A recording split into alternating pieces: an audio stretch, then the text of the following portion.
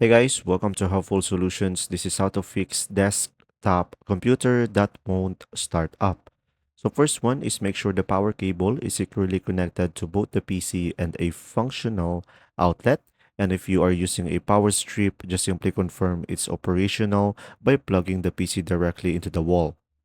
Now, another one is inspect internal connections. So open the case and check that all internal cables, especially those from the power supply unit, are firmly connected, and just simply press the power button firmly because a loose connection might prevent startup. Now, another one is test the PSU. So with the PC unplugged, just simply press and hold the power button for 15 to 20 seconds to discharge residual power, and just simply re-plug it and attempt to power it on.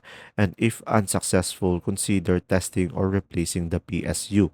Now, other one is make sure the RAM and expansion cards are properly seated, or you could just simply disconnect non-essential peripherals to rule out external device conflicts.